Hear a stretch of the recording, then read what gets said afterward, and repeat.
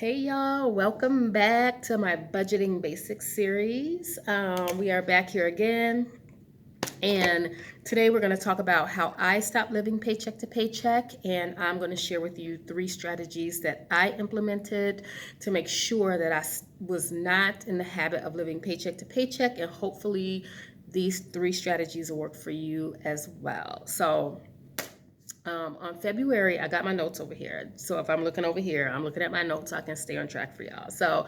On February 24th, 2024, which was this year, that was the last time I asked my brother to borrow $40 so I can put gas in my car. And when I did it, like when I asked him, I knew that that was going to be the last time. Like at the time I was 48 years old, as a 48-year-old adult, I could not believe where I was in life financially. I had no savings. I had nothing. And I was living to just work, right? That was all I could afford to do, was just get up and go to work. And I just felt like I just never had any money, nothing. Even though I had a new career, like this is my fourth year in this career. I had a new career. Uh, I went to school to move into a new career so that I could live better. And I still felt like I was out of money 3 days after I got paid. And like I would get paid, and then like after a few days, my whole check is gone. And I was like, this can't be like how grown-ups live. Like this just can't be it. And I was fed up with myself. I knew I had to do something different. And so I'm going to share with you three strategies that I implemented. And the strategies I use primarily come from the Dave Ramsey's Total Money Makeover. And but you have to like work it. You know what I'm saying? Like you have to work it and you have to make it work for yourself. But before I get into the three strategies, I remember in 2020, I was working as a paraprofessional in an educational setting. So I was working as a paraprofessional. Some people call it a paraeducator, teacher's aide, teacher's assistant. And my paycheck every 2 weeks was $474. And that was like in 2020, right? That was like, so I think I started that job in like 2017, maybe. I think I started working there in 2017, and I was bringing home $474. Now, that's not a big deal. Like if you're in your 20s and you're living at home with mom and dad, that was not me. I was a full grown adult in my 40s, and I was making pennies, $474. I didn't have gas to get to work. I was borrowing money to go to work, like, because I couldn't even pay my car note and my car insurance out of the same check. Something was always late. And on top of that, like I had Netflix and different things like that because I gotta be entertained, right? Like, and so, but I just never had any money, and so I didn't tithe, I didn't do any of that. And back then, like now, like I'm really a diligent and dedicated tither. Like I would be hard pressed to miss tithing at this point in life, and but back then, I didn't even feel like I had the faith that if I tithe, God was going to, spot me, to even get through into the next paycheck. I was like, I can't even afford to tithe. Like, I don't even have the faith that I'm going to, get anything from tithing, And so I was just like, it was miserable. It was just a miserable life. And so one thing that I knew, and I really enjoyed working at school. I really enjoyed working like in the classroom. I liked working with teachers. Like I didn't care how cantankerous the kids act. I liked that environment, and I made the decision. I'm like, I need a job that's going to pay me a living wage. And when I say that, I was in my 40s and I was like earning only like less than $500 every 2 weeks. I remember, like as a teenager or as a young adult, believing that I was going to get married and I would be a stay-at-home mom, because my mom was a stay-at-home mom, and my dad worked, we were a middle class family. My mom was a stay-at-home mom. My dad worked. We came home from school. You could smell the aroma of dinner cooking and everything. And I just imagined that that was going to be my life. And so I kept, I guess, postponing like adulting, right? I guess I kept postponing it, thinking that my husband was around the corner or whatever. And I was in my 40s, and I'm like, I'm almost at the age where I can't even bear children anymore. Like, what am I waiting for? And I'm like, I can't keep waiting to get married, waiting for husband to come along and move me into his home, and I take care of him and he take care of the family. I just couldn't keep waiting for that. And I was like, what if that never comes? But I was hoping that that would be my life, and my life did not turn out that way. That was not my lot in life. And I was like, I need to find a job that pays a living wage. And so because I really enjoyed working at the school, I really enjoyed, that we had evenings and weekends off. I really enjoyed that. And I enjoyed working with the kids. But I was like, there has to be something else that pays better. And so I made the decision. I was like, I'm going to go back to school. And I knew it was going to be a struggle. I didn't want to take out student loans. And I discovered that the cooperative that I worked for had tuition reimbursement. And so I started with one class because it had been many moons since I had been in college. And so I started with one class that summer. And I took the one class, I paid for it out of pocket, and my cooperative did tuition reimbursement. So when I got my grade, I submitted my receipt, and they gave me a check. I was like, okay, I'm on my way. And so after that, like, I was gonna just go part-time, and but once we started that fall semester, the teacher, like the program director, one of the things she was saying was that if you take these classes out of order, you're going to end up like waiting a year to take something, because all the classes like have these prerequisites. Like, you can't really move forward until you like take these classes. So I was like, okay, so I'm going to take it in order. I started going to school full time. I would pay for my 12 credit hours. So I used the check they gave me, paid for my 12 credit hours. And I applied for like a scholarship and a grant that like took care of that semester. I submitted my grades. They gave me another check, and I would just pay for the next semester. And I kept doing that throughout my college career. And so, that college career, of course. Let me make sure I'm staying on track, y'all. So I definitely didn't know that I wanted to become a sign language interpreter. Because I think initially I wanted to do teaching, and then like social work. Those were like my top two. And at the transition program where I worked as a para, we did have deaf students and interpreters there. And growing up, I had a friend who grew up and became a sign language interpreter. I didn't think too much about it. She doesn't work in education. She works out in the real world, like in the business world, where deaf people are working and living life. And so that's what she does. And so I didn't really know too much about interpreters in the educational setting. And so I started talking to one of the interpreters, and he was very welcoming, very like, hey, like, you should do it, like very encouraging about it. And so he would help me, he would tutor me and different things like that. And I went to school, and here we are today as a sign language interpreter. So I didn't think about it haphazardly. Like, I knew I wanted to have a niche skill. I knew I wanted to have a skill that would travel. Like, if I wanted to move, I could move, and all I would have to do is register in that state as an interpreter and like pay those dues or whatever. We pay yearly dues here if you work for the state as an interpreter.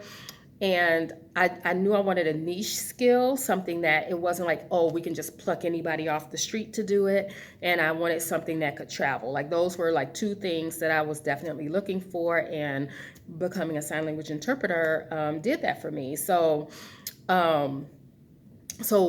back in the day when I graduated high school in 1993, and I went to college right away, but I thought I knew what I wanted to do, but Joy didn't want to do that. And so I stayed in school for like a year and a half. I think I came home, I finished my first year. The next year I went, and I think I came home at Thanksgiving break, I just came home and never went back. But when I came home, like I worked a lot of different places. I worked at Valley Total Fitness, which is a gym. It doesn't exist anymore. And I think it was like, USA wide. I don't think it was something specific to Illinois. But Valley Total Fitness, I worked at the front desk. I worked at the Olive Garden. That was my first restaurant, so they didn't let me be a waitress, so I could be a busser. I was a busser because they wanted like experienced waitresses and waiters or servers. I worked at Applebee's as a server, Cracker Barrel as a server. I worked at my church. I was there for 9 years. Lifetime Fitness, which is another gym. I worked in group homes. And so I worked a myriad of places. And none of these places, dare I say, like paid me enough money to where I could live on my own. Like, but I wasn't living on my own. I was like in my 20s. Like I was living at home with mom and dad, and I was very content. I was not one of those kids that felt like I had to move out. I was like itching to get out. Like I had been away to college and then I had come home. But I wasn't like in a hurry to like get out and live on my own. I liked the conveniences of men, my dad and my brothers being around to cut the grass and take out the trash. Like I was okay with that. I was not even trying to, I wasn't trying to live on my own because there was just too much I didn't want to do. And so I worked at all these various places, and then I think the closest I came to making like real money is when I worked at the University of Chicago Hospital. I worked as an ophthalmic technician, and that was like in the eye department. And so what I learned, and so I, this is kind of off topic, but growing up, I always watched these hospital shows like ER and St. Elsewhere. I always watched those hospital shows, and I always thought I wanted to work in a hospital because they just made it look like everybody's falling in love and, everybody's fighting to save the life of somebody. Like, and I really thought I would love to work in that environment. Honey, no. Working in a hospital in real life is not like working in a hospital on TV. It is not. People are mean. Like, it is not anything that I would ever want to do again in life. So I only stayed there for like, it was less than a year. I want to say it was somewhere between 9 and 11 months, maybe 9 months. But it was less than a year that I worked there. And yeah, so that job, I think every 2 weeks I was bringing home like $700 and something dollars, like close to $800. But again, I was living at home with my parents, so I would just spend my money. I think all I had a car note and I had a car insurance. That was it. And we had a little cell phone, but back then cell phones only cost like, what, $15 a month, $20 a month. It was nothing. And so that's really all. Like I didn't pay any household bills or anything like that. And so all my car repairs, my dad was a mechanic, so he did all my oil changes. Any repairs I had, he did it, paid for it, everything. So I never, really thought about making a lot of money. Because again, I like in my head, I'm like, well, I'm just going to stay at home until I get married. And I did. I stayed home till I got married. But that story is for another day. We're not going to, that story, if you want to, it's called Divorce and Finances. That's one of my videos. If you want to check that out, that's the divorce story. But anyway, I said all that to say that before we get into the 3 strategies, we have to first have a job that pays us a wage that covers our necessary expenses. So rent or mortgage, like utilities, your car payment, your car insurance, food, and gas. Like that, really, the bare minimum. And so if you don't have a job that like covers like your basic necessities, I'm not talking about like Amazon Prime, I'm not talking about any subscriptions or anything like that. I think that's like step 0. Like that's your step 1. And then step 1A is like the first strategy, right? And so you have to know that like and if you're in a situation where you are not 100% responsible for all of the bills in the household, then you know, like, okay, maybe I'm a gig worker, or maybe I work an hourly job, or whatever it is, whatever you're doing now covers your expenses, right?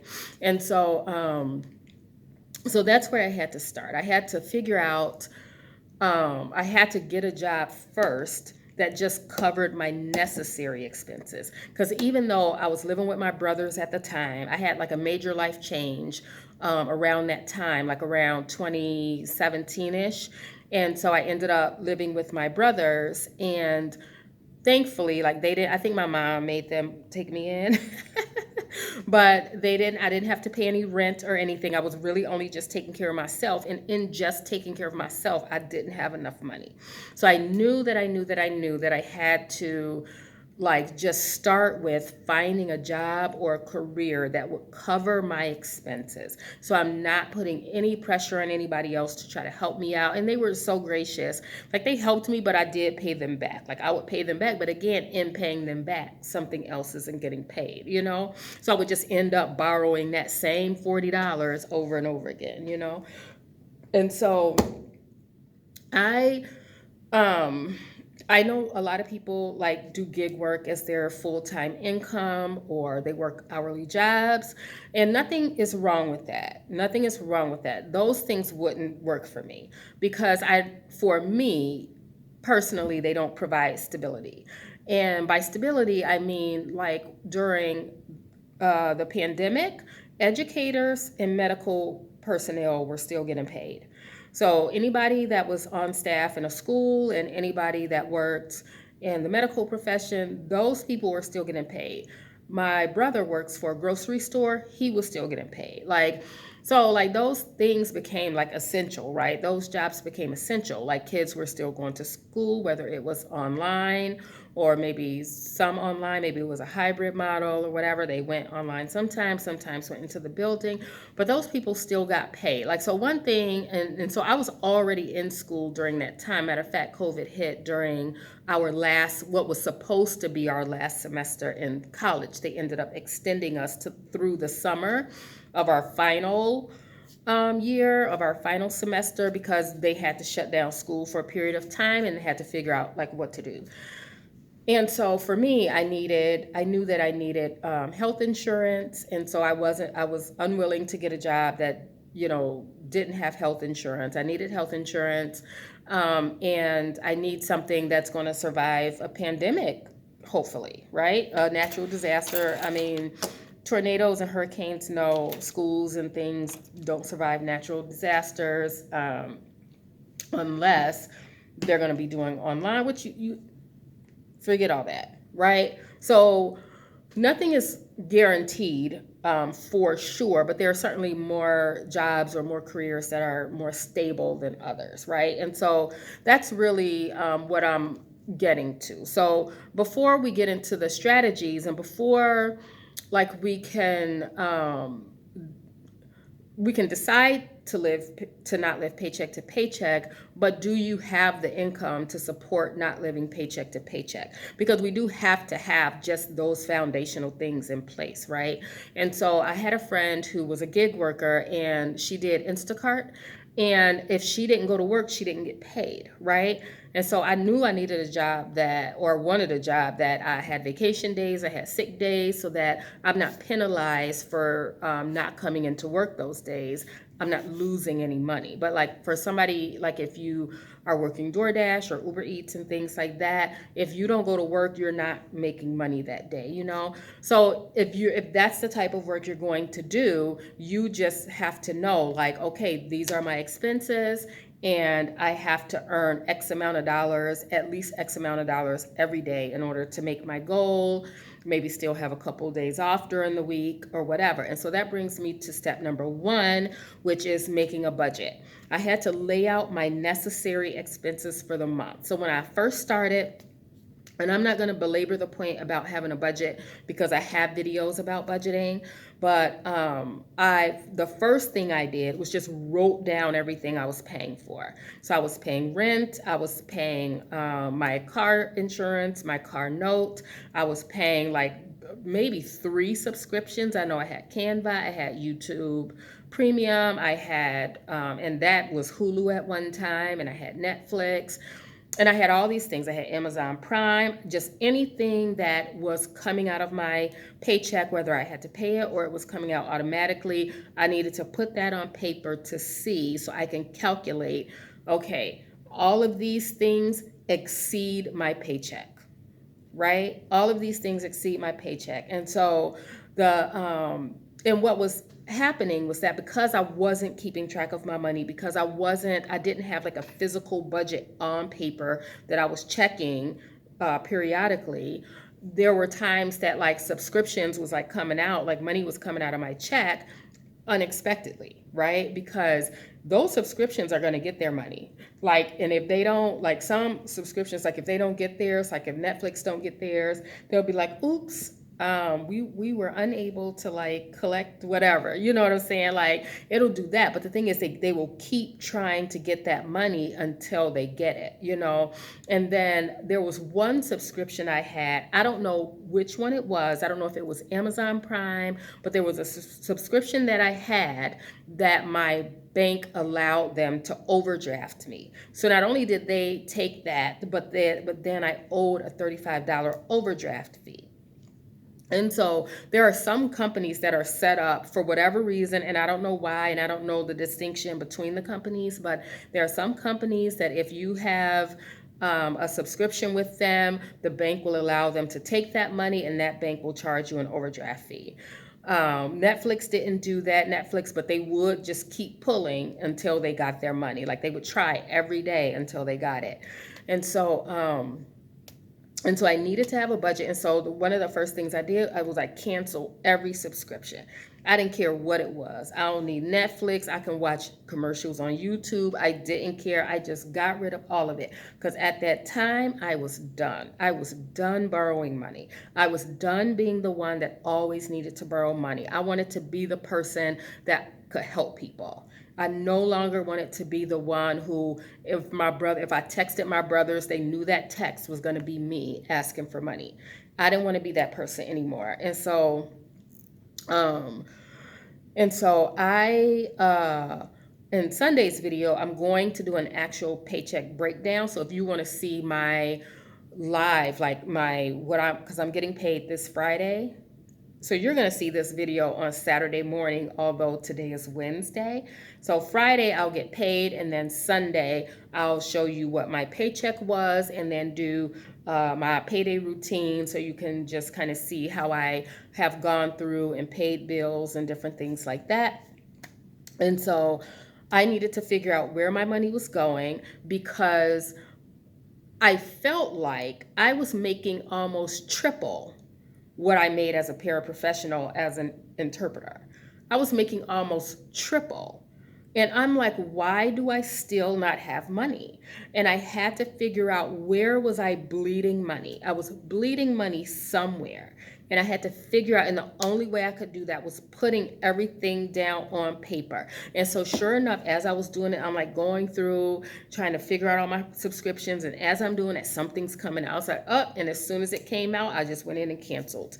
Just done. I was just done, because I'm like, I had to get a handle on everything. And when I canceled subscriptions, it wasn't forever. I did add Canva back. I think right now, Peacock I have, but like a lot of times now what I do is I will subscribe to something and just do it for 1 month. So as soon as I subscribe, I cancel it right away, and then I know it's not going to come out the next month. And that's like if I have extra money. It's like for like Friday nights, if I want to chill and watch a particular movie or something like that, I'm like, okay, I'll pay $77.99 for a Peacock, and I get to watch it for a month, and I'm okay with that. And if I want to do it again next month, I'll revisit it, see where it works in the budget. And so I don't just have stuff coming out of my paycheck every month and not really realizing it. And so I was always like broke 3 days after I got paid. And I was always borrowing gas money, and I got 2 brothers. So I was going to this one, and then I would go to that one, this one and that one. Y'all, my mom cut me off a long time ago. She was not playing this game with me. She was like, no. Because I used to ask my mom, and she was done. She was done with it. She wasn't doing it. But my brothers, I can still get them. So, um, so step number one was make the budget.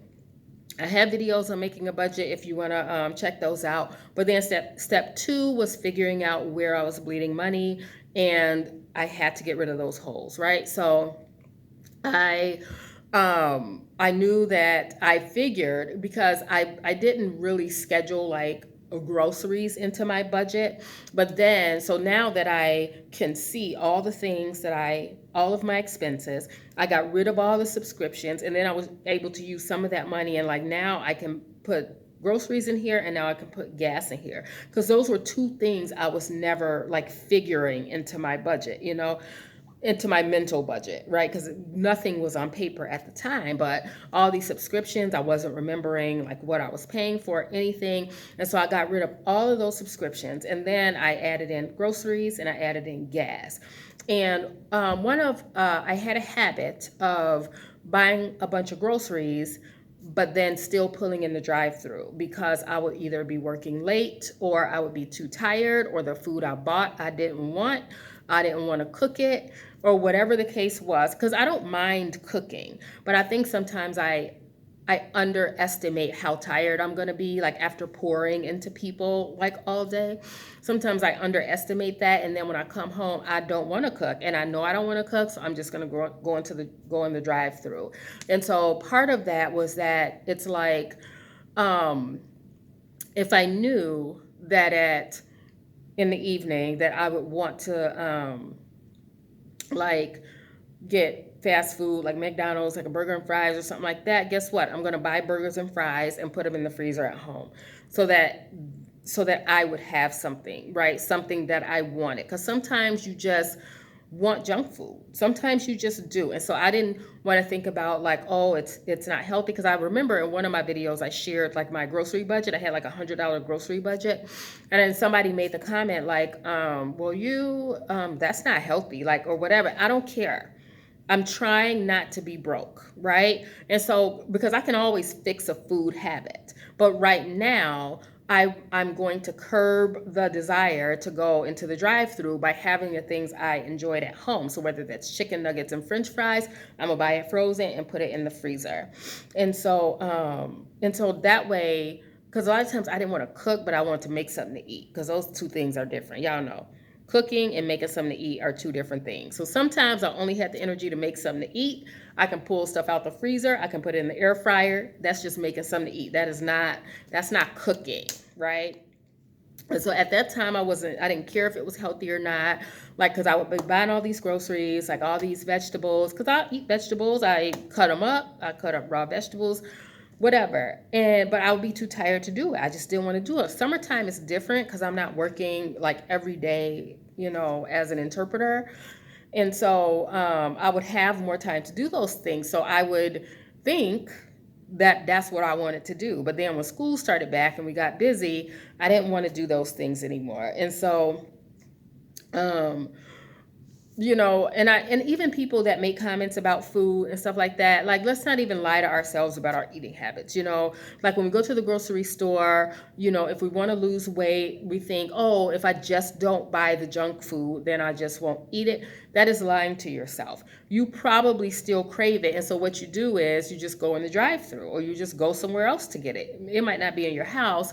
So I just had to figure out, let me just speak for myself. I just had to figure out, if I know I'm going to want ice cream, I'm going to just buy ice cream and put it in the house. And the things that I like to eat, I would buy that and put it in the house. So that initially really just kept me from going in the drive-through, because that was a bad habit. That was a bad habit, and that was one place that one place where I was bleeding money, and the other place was buying groceries that I convinced myself that I was going to cook, but when it came down to it, I wasn't going to cook it. I didn't cook it, and it would go bad and it would spoil, and then I would have to throw it out. And so whatever I needed to do to curb that desire to go into the drive-through, those foods I just bought and put it at home. And it worked, like, because I was no longer like bleeding money in that area. And so The subscriptions was another area. So it was fast food, groceries, and subscriptions. Those were the three areas that I was bleeding money, and I had to get rid of all of that. And so I still bought groceries, but it was stuff that I knew I wanted to eat, that I knew I would want to eat if I came home late night. And then the subscriptions, I can watch YouTube with commercials. I don't have to be bougie. I don't have to have no commercials, okay? And then there was this other like platform to watch like shows on, and it's called Tubi, Tubi. I started using that, and I think it's through YouTube or something like that. At least that's how I found it. And it's all free. You don't have to pay for anything. And so I'm like, I will be entertained enough, you know? And just to go back, like when I was working all these jobs and I felt like I wasn't making enough money, I would always try to get a second job somewhere. Like I was always like, when I was working at a group home, that was always like a second job for me. And so but it was so funny because I still didn't have the money, right? So I would be making extra money, and in my head, oh, I'm going to take that money and I'm just going to save it. But I really had no strategy. I had no strategy. So I would get that money and I'm like, oh, I have extra money, but I'm probably catching up on something that didn't get paid before, or I see something that I want, and I just start pulling money out and not really tracking where my money was going. And so that leads me to number three. The third strategy was using the cash envelope system. And so even if it's just to get started, and I know people are like, well, people don't use cash anymore. Lots of people use cash. Wealthy people use cash. I work here at this bougie high school, let me tell you. And I would work the desk when for the basketball games. It costs $5 to get into a basketball game. I can't tell you how many people rolled up with hundreds in their wallet. Cash. Because wealthy people use cash. They always have cash on them. Always have cash on them. So when people are walking around like, oh, nobody uses cash anymore, well, that's probably because, like, that's why a lot of people are broke. Because you feel like, boom, I can just swipe, swipe, swipe, swipe, swipe. And that's what I was doing all the time. But I started using the cash envelope system, and I got that idea from the Total Money Makeover. And I was like, because what the problem was that if I bought groceries, right, I would buy groceries, and then the stuff I bought, I didn't want. And so even if I still want to cook something, I'm like, well, I'm gonna go to the grocery store and buy other stuff. I was going to the grocery store like every day. I was going into the grocery store every day and just on a whim, like whatever I felt like eating, that's what I'm gonna go buy.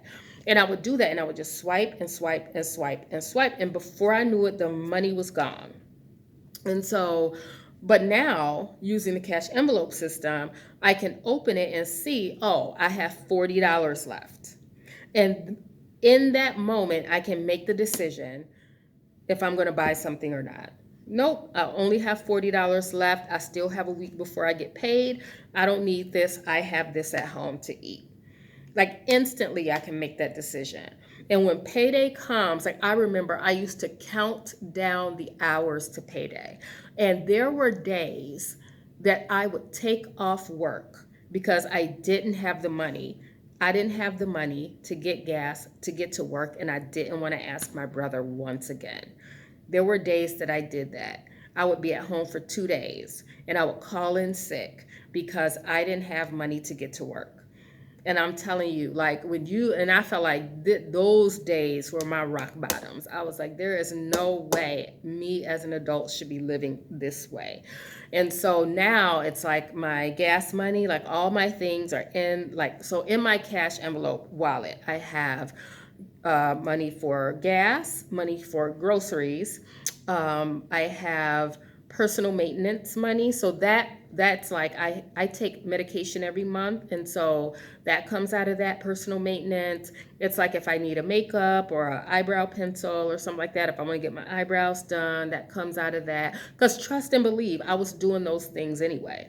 I was doing those things even though I was broke. So to say like, oh, well, you don't need that. You don't need it, but I was doing it anyway. And when it comes down to it, am I going to walk around with bushy eyebrows, or am I going to get my eyebrows done anyway? So I might as well work it into the budget, right? So that's what the personal maintenance is. My nails, the last time My personal maintenance money went to get my nails done, so I don't have to do it this week when I get paid, you know? Um, and so what else is in it? Oh, and then recently, just recently, like last month, I added a fun money category into my cash envelope system. And so I do have enough money for fun money now. As I've gotten paid off things and gotten rid of bills, I've been able to add some things back into my budget, like things for fun, right? And so when you think budget, you don't always have to think about like I'm restricted for the rest of my life. No, it's to like get out of debt, either catch up on bills or whatever it is your financial goals are, but then you can add those things back in. It's not like you have to live a deprived life for the rest of your life, right? Right now, I'm thinking about probably right after Thanksgiving, the NBA basketball season will be on TV. And so I'm thinking about either adding Hulu or YouTube TV, but just for basketball season and then canceling it again. I'm thinking about it because I do think the cost is astronomical. It's like almost $80. I remember when I first started doing Hulu, like Hulu TV, it was only like $59. And it just kept going up. And so it's gotten up to like almost $80 now. And so last season I didn't do it, but I did go to a lot of basketball games. They weren't NBA games, they were high school and college games. But so it fed the appetite, right, for the sport. And so just using the cash envelope system for me was just a game changer. Because even with swiping, like, so before I started using that system, before I like got a handle on any of my finances, I was swiping, and I remember always being scared that my card was going to decline. Always being scared that my card was going to decline. Always. I'm in my head calculating how much something costs because I didn't want my card to decline. And this is as a grown up, just within this last year, and so I don't want anybody to think that they cannot, stop living paycheck to paycheck, because you can. And I did. I don't think I even could see myself not living paycheck to paycheck. And so let's review. The 3 strategies I use that instantly helped me to stop living paycheck to paycheck was, first, let's go step 0, was to make sure I had a job that paid me enough to cover my expenses, my necessary expenses. Make a budget, know what's coming out of my paycheck, get rid of those things where I'm bleeding money, and using a cash envelope system. And the cash envelope system don't even have to be like forever, but it does really put things in perspective when I go to pay for something, or if I want to go out with friends. So like I have a fun money category now, so I can go out with friends if I want, but I'm still like, this is all I have. I have this $100. And so if I want this money to last me until next time, or maybe I want to save up for something, a bigger event or activity later, then I know I'm gonna only spend $20. You know what I mean? And so for me, those things really helped me just right away. Like now it's like, oh, it's payday. Like I don't even think about it anymore because I have money in the bank. I had started the Total Money Makeover, so I have a savings account. I have like all my bills are paid. Everything's paid. I still have money in the bank. And I'm not like hurting. I'm not like, oh, I wish it was payday. Like I'm not like that. And I can't remember a time in my life where I was ever like that. I was always waiting on my paycheck. Always, like counting the days. Like if it didn't come when I thought it was gonna be there, like, oh, did they forget to pay me? Like, is my account information right? Like just travailing all the time. And I finally got to a place to where I'm not waiting on payday. And so I hope these strategies work for you. I really do. I really hope that it resonates with you, because it really only takes 1, 2, or 3 changes, like 1, 2, or 3 changes to our habits to just help us to really get our finances in order, get a handle on like what we need to do. And once I started doing that, like I really felt like I could breathe easier. Like where people feel like budgeting is restrictive, I really felt like it really gave me perspective, and just helped me understand my own finances better. And so I look at my budget almost daily just to make sure. I have like check boxes. Like if you watch this Sunday's video coming up, you'll see how I set my budget up. I have like check boxes. When something gets paid, I check the box off. I check it off. And after that, like we're not spending. And I had recently gotten back into some like bad habits of like, oh, I got extra money in my account. Let's see what I can buy on Amazon. And I got to reel that back in. So this week I'm reeling that back in. I am paying my expenses. I have my personal maintenance money and I have my fund money. There will be no reason for me to swipe, barring any like emergency or something. Like a couple days ago, Saturday, I was driving home and I got a flat on the way home, like a flatty flat. Like I ran over something and like it punctured the tire or whatever. And so I ended up, that tire was actually covered by a certificate, like it's a warranty or whatever. So that tire was covered. I didn't have to pay for it, but my back tires were like almost at the expiration of when I would have needed to change them. I've had my car 6 years. Those tires have been on there for 6 years. And so they say you should go ahead and switch them out. And so because I had the money, I did do that. So that was $209. So I did go ahead, because if I didn't, then later on I could face having a blowout, and then I would need a tow truck, and then I would have to replace the tires anyway and be paying for a tow on top of that. And who knows what other damage my car could have incurred because of a blowout or something. So those are the things, those are the financial things and adulting ways that I'm starting to think now. Like, do it now so that later on you're not paying even more money, So that's all I have for y'all today. If you want to check out my cash envelope wallet, it's in the description. It's in the description along with like a digital bank and some other things in there too. But the cash envelope wallet is in the description. It is an affiliate link. So if you just want to check it out, you can. I think it was one of my best purchases this year. It really helped me because I was using like these paper envelopes and they were so ratty. I was embarrassed to pull them out when I got to the store, and I knew that I needed something that was going to be sturdy, because I did really enjoy the cash envelope system, and I knew that was something that I'm at least going to be doing. I foresee myself doing for the near future, because that really does help me. And I love not swiping. I absolutely love not pulling out my card and swiping. I love having the cash, because I feel like those people that like I just see in the store, and I'm like, oh, like I don't know, when I see people with cash, I just feel like they just have a lot of money. When they pull out their wallet, or the women pull out their little cute wallets, or the men pull out their wallet and they just have cash in there. For some reason, I just feel like they're wealthy people. But that's just me. But anyway, if y'all have questions, you can always message me, and check out my other videos on budgeting basics. I have playlists set up for your convenience. So I'll see y'all next time.